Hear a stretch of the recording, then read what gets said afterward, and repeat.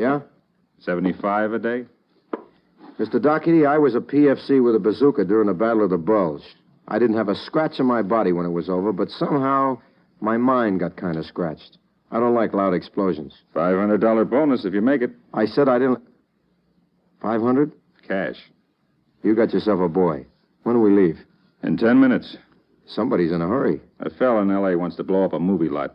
He needs his stuff. Okay. I assume I get a relief driver. That's right. Who is he? Me? Yeah, you're really having trouble finding drivers. I live in L.A. I just came east with a truck to pick up the nitro. Okay, Mr. Doherty. We're going to be living in a truck cab for 10 days. Call me Doc. Okay, Doc. I'll phone my landlady. Oh, before you go, Yeah, the company's got rules about driving explosives. I'm listening. Nobody except me opens the truck, see? Also, there's a steel shutter between the cab and the back part of the truck. Nobody opens that either. We take back roads all the way, no main highways. Got it? I got it. Also, this stuff goes off when you shake it, so try to miss the bumps, huh? Doc, on the level. What are the chances, huh? There ain't a thing to worry about. Only, Only what? well, when you call your landlady, tell her if you're not back in a month, she can hang out the vacancy sign. Oops.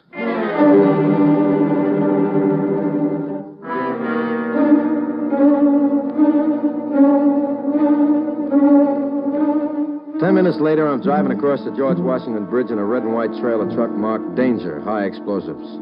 We stop at the toll booth on the Jersey side of the bridge and pay the passage. Just as I'm about to give her the gun, the most gorgeous redhead you ever laid eyes on lays eyes on me.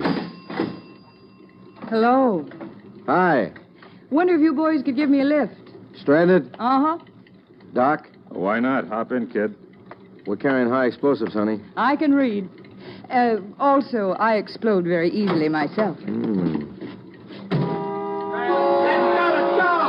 All right, take it easy, take it easy. We seem to be holding up traffic, excuse me. How far are you going, miss? All the way. I beg your pardon? Hollywood, USA. How far are you going? All the way. Right, Doc? Why not? You mean you'll drive me all the way to L.A.? If Doc says it's all right. It's okay with me. Just don't say anything to the company when we get out there. Oh, that's wonderful. How do you like that? Linda, baby, your luck is beginning to change already. You, been having a tough time, Red? The name is Linda. Okay, Red. Tough is the understatement of the year. First, I lose my job in the chorus at Sam and Eddie's. And then I lose my pocketbook with every cent in the world in it, including a train ticket to L.A., which some movie company sent me. Screen test, huh? Uh-huh. If I ever get there. Well, good luck. Hey, Doc, just think we may be riding with another Linda Darnell. The only movie star I ever liked was Rin Tin Tin. Pardon me while I grab some shut-eye.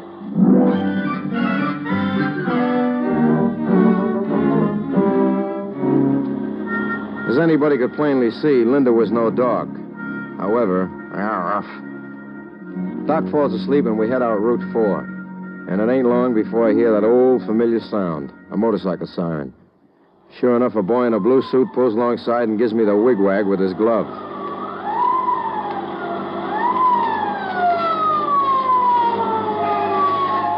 All right, pull it over. Some difficulty, officer? Just a routine inspection, Chief. You looking for anything special? Only 200 grand and the hoods who stole it. How? What happened? A gang of hoodlums held up the United States Post Office day before yesterday. Got away with 200 grand. Did you nab any of them? We got one who was shot by a guard. The brains of the outfit is a hood named Mike the Butcher. Oh, I read about that bum. What's in the trailer? Nitro. Let's open it up and have a look. Okay. What's with your buddy there? Oh, he had a hard night. He's sleeping it off. Just a minute. I'll get out and open the back for you. I think I'll stretch my legs, too. It's the first time I ever seen a dame running high explosives. Women are doing everything these days, officer. Why, I understand they're considering lady state troopers. When it happens, I resign. Just let me slip these bolts.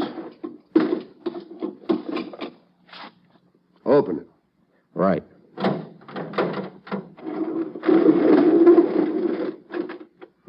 Packed solid, huh? Yeah, that's mostly straw, though, to keep it from bumping. The nitro's in metal containers buried in the hay. It looks legitimate. You got a license? Right here. Okay, Buster. Close it up. We cleared? Just keep off of the main highways. Right. Take off.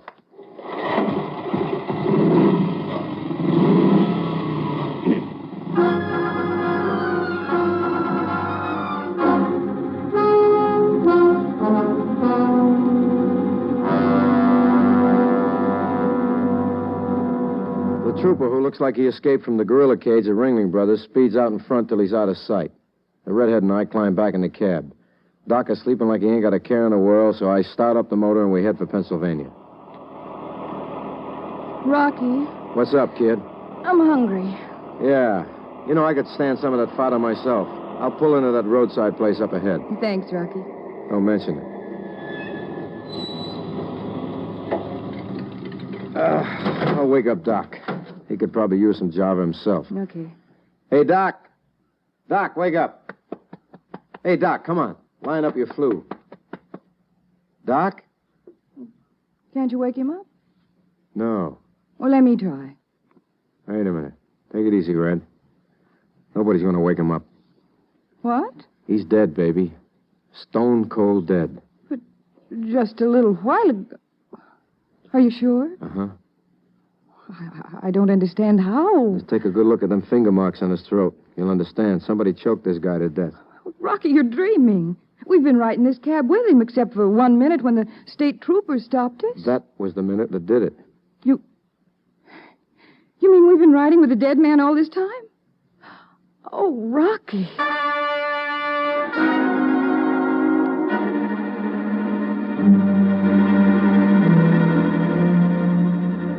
I throw a blanket over Doherty and head for the roadside rest with Linda right behind me. Inside is a small bar and a couple of tables. I'm just going for the phone when a familiar voice stops me. Well, look who's here. The high explosive kid. Officer, you're just the guy I want to see. Let me buy you a cup of coffee. It's freezing out. Before you do, I think I ought to tell you I got a stiff out in the truck. A what? A body, corpse, a duster. Oh, you're kidding, aren't you? Come on out and have a look. I will. You better come too, miss.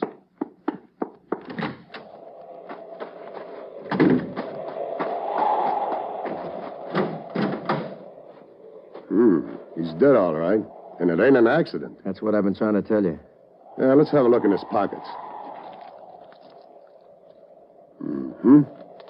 This the key to the truck? That's right. Oh, I see he carries a rod. Huh? I thought all truck drivers carried them in case they got trapped in a wreck or something. Well, maybe so, Jack. But all truck drivers don't wear phony mustaches, do they? Or is that in case they get an unexpected invitation to a masquerade? Hey, that is a phony. When did this job happen? Well, the only time it could have happened was when the redhead and I got out of the truck to open the back for you. Okay. What's your name? Fortune. Rocky Fortune. Miss? Linda Crandall. You two climb in the truck. With that? You've been holding hands with him for 2 hours. Another couple of minutes don't matter. What do we do? Follow me. We're going to drive over to headquarters and have a little conference about this with the lights on. Let's go. And keep right behind me. Anything you say, pal.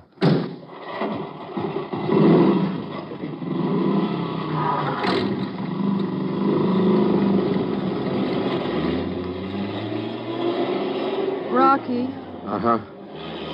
I think we're in trouble. I think so, too, kid. Also, I think we're going to get out of it. What do you mean? I mean, keep an eye out for the first side road you see. That's where we turn off. But, Rocky, that trooper... Kiddo, do you see that signpost up ahead there? You mean the one that says Honesdale? Uh-huh. What about it? Honesdale, my love, is in Pennsylvania. So? So what's a New Jersey state trooper doing leading us to headquarters in Pennsylvania? And while I'm at it, why is he wearing a Dick Tracy badge under his coat? What? I saw it inside the bar. You mean he's a fraud? He's as phony as Santa's beard. But why? A good question. Why was Doc here choked to death? And why was he wearing a fake mustache? How come this fake trooper's going up and down the highway looking for Mike the Butcher and 200 grand in cash? You want to play 20 questions? Not now. Oh, we're coming to a dirt road off the side. We'll just wait until Dick Tracy passes it on his cycle, and we make like Barney Oldfield. Hang on, honey.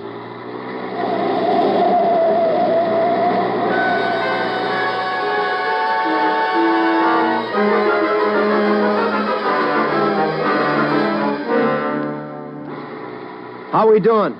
He's coming after us. Well, keep tabs on him and flash me. Rocky's got a gun. Oh, brother, if he puts a bullet in that nitroglycerin... Well, this bumpy road isn't helping either. Uh-oh. He's gaining, Rocky. Yeah. There's a turn up ahead, though. I'm going to try it. Hang on. Rocky! Rocky, look out! Dead end. Unless this thing can climb a steel fence. Oh, Rocky, here he comes. Yeah. Rocky, he'll kill us. What? He fell off his motorcycle. Yeah. Come on, he must have hurt himself. Rocky? Rocky, is he... He's dead, baby. Now we got 2 corpses on our hands. He must have had an accident. He sure did. He drove into a couple of 30 caliber bullets and managed to hit him with his head. But how? I don't have a gun. You don't have a gun. Doc is dead. Oh, Rocky, this is getting spooky. Let's see. He was right behind us, and the bullets hit him head on. And Doc was in the cab of the truck when he was killed. Honey, I just had a brainstorm. Where are you going? I'm going to open the back of that truck and have a look inside. You stay right here. But the truck is filled with straw and nitroglycerin. So it would seem, but I'm going to have me another look. Now, we'll just unlock this kid.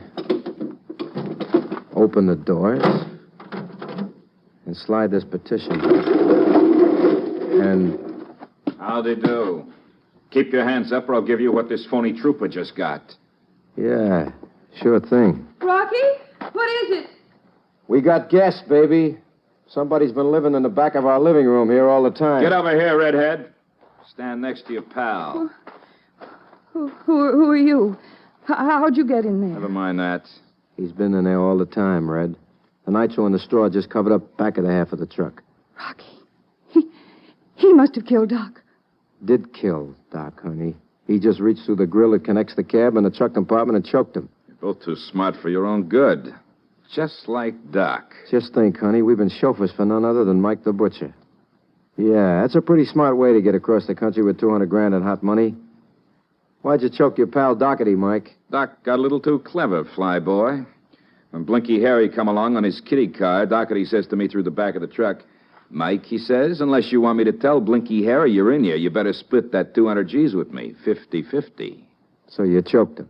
He was breathing in my face. I can't stand the smell of garlic, so what else could I do? Also, I don't like double crosses. I suppose you ain't double-crossing Blinky Harry and the other boys who helped you pull that stick up. I suppose you're just lambing across the country with the loot so you can protect it for the boys. Yeah. How'd you guess? I could tell by the way Blinky and the boys were chasing you on motorcycles, making like state troopers and searching cars. You don't think you're going to get away with this, do you, Mike? Why not? If the law doesn't get you, the mob will. They gotta catch me first. And Mike the Butcher don't catch easy. A guy with 2 corpses on his hands gets to be a little prominent. I ain't worried. Business is so good, I'm even thinking of putting on a couple of fresh ones. Come on, Egghead. Help me get Blinky and Doc into the back of the truck. Then what? Then we go for a drive. A nice, quiet drive.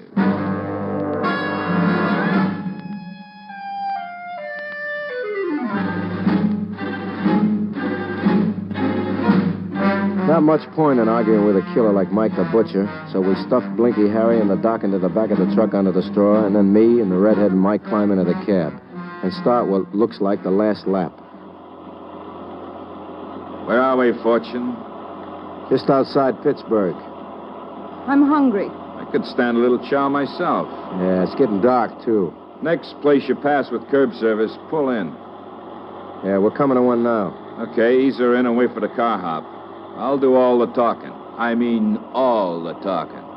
You're carrying the artillery, pal. Pull in.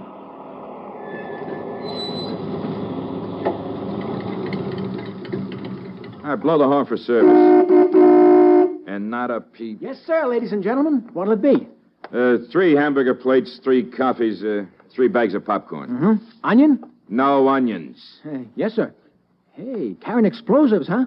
That's right, Junior. Boy, I sure wouldn't want your job. What are you loaded with? Dynamite. Wow. Get the food, Junior. Yes, sir. How about some ketchup? Bring the works. Yes, sir.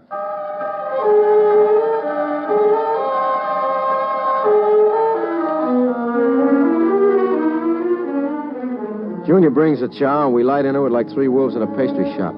While Mike the Butcher's picking his teeth with the barrel of his .45, I see Linda writing a message on a paper plate, using ketchup for ink and a French fried potato for a pen. Junior comes back out with 3 bags of popcorn just as Linda sails the paper plate toward the door of the eatery. Here's the popcorn, sir. Did you enjoy the hamburgers? That's swell. Here, toss this stuff in the garbage. Oh, thank you, sir. Hey, you know, most people just throw their plates on the ground, which means I have to pick them up. Oh, it's tough. What do I owe you, kid? $2.10, sir. Just a minute. Ew. Wow. Is that whole suitcase full of money? Just the tray, Junior. Here, keep the change. Oh, gee, thanks. Is there anything else I can do for you? Yes, call the police. I beg your pardon? Shut up, Red. She's crazy. Been eating nitroglycerin. Get going, Fortune. Okay.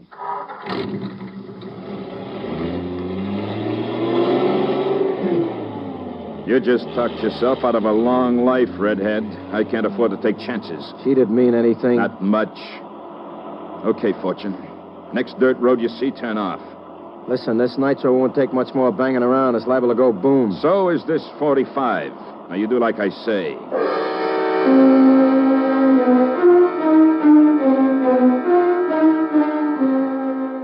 I drive up a deserted road wondering if Junior found the message on the paper plate. And even if he did, how would the cops find us? After a couple of miles of bouncing around, Mike pokes his rod into my right eye and we stop. All right, this is far enough. Okay, Redhead, you can stop chomping the popcorn now. Here's where you get out. Me? You. Keep the motor running, Fortune. Okay, step down. Aren't you two getting out? Not yet. Now walk over there toward the edge of the road. Keep your back to us. What are you going to do, Mike? Gonna get rid of the Redhead. She's too dangerous. You just can't shoot her in the back. It's against the game regulations. No, I know why they call you Mike the Butcher. That's far enough, baby. Just stand there while Papa pulls his trigger. Hey, Fortune, stop the truck. Stop or I'll put a bullet in you. Go ahead, Mike, shoot. If this crate piles up, that TNT will go off like a Roman candle. You crazy idiot. Crazy like a granddaddy fox. Give me that gun. Are you nuts? We're doing 50 miles an hour, Mike. You can't bluff You see me. that stone fence up ahead? Fortune. We should be doing 90 when we hit it. Fortune, stop it. The gun, Mike. Fortune! The gun. Oh, okay, here it is.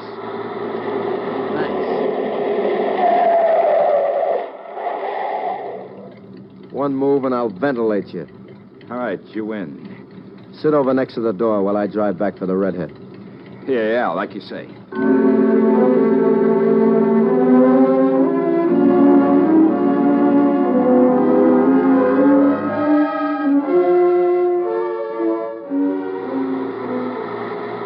There she is. Rocky? Rocky, you all right? I'm fine. Open the door for her, Mike. Sure. In fact, I'll be glad to get out. Red! Rocky! Rocky, don't shoot! Okay, don't move. One move, Fortune. I stick this penknife right in her throat. Ah, you yellow... Shut up! Now toss the gun. Rocky! Rocky's choking me! The gun? Take it. Okay. Now, both of you. Into the back of the truck. Come on. Open it up, Fortune. Yeah. All right. Get in. You first, Red. Now you, Fortune. Sure. In. Okay. I've had enough of you two. So I'm saying so long to you and the other two stiffs. What are you going to do, Mike? Me? I'm just going to back off a couple of 100 feet and start throwing lead into this nitroglycerin. Then I'm going to watch you and the Redhead and the stiffs go up like a 4th of July celebration. Well, it ought to be painless anyway. You won't feel a thing. So long, sucker. Okay, Fortune. Here it comes. Wait a minute, Butcher. Yeah? If you turn around, the cops can get a better shot at you. Up, Butcher. Not this boy, copper. Ah! Come on, kid. Let's get out of this fireworks factory. You two all right? We're okay. How's the Butcher? I had to finish him. How'd you find us? Yeah, the car hop at the curb restaurant called us when he found the lady's message on the plate, and we followed the popcorn. Popcorn? Uh-huh. I managed to drop some out the window all along the road. Well, cut off my legs and call me Shorty. All right, where's the rest of the money? How'd you know about that? Well, those bills he used to pay the car hop are marked like a theater exit. They're part of the post office loot. They're in that suitcase next to Mike's body. All right, let's have a look. Wow. I'll just take these. I'm afraid you won't, officer. I'll take them. Huh? Who do you think you are? Well, if you'll look at my credentials, you'll see that I'm an agent for the United States Postal Department. What? We were tipped off that Mike the Butcher had double-crossed the gang, was trying to get out of the state. I was what you might call a plant. Holy smokes. Isn't there a reward for recovering this stuff? Oh, yes. It goes to Mr. Fortune here. No kidding. What is it? This.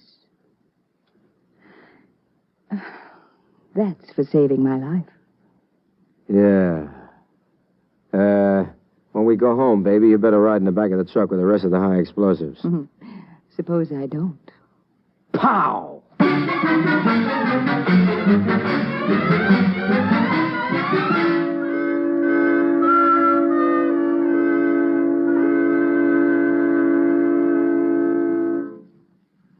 NBC has presented Frank Sinatra as that footloose and fancy-free young gentleman, Rocky Fortune. Others in tonight's cast included Frank Gerstle, Lynn Allen, Bill Justine, Howard Culver, Jack Carroll, and Maurice Hart. Tonight's script was written by George Lefferts. Andrew C. Love directs next week's adventure. Here's Frank Sinatra as Rocky Fortune. Say, did you ever notice how every week I get dragged or thrown into a homicidal picnic where I get pushed around? I'm not complaining, but I've gotten so many bumps lately I have to pay overtime for head readings. And speaking about lumps and stuff, reminds me of another form of homicide, the football racket. That'll be the background for next week's little tete-a-tete. I'll see you around.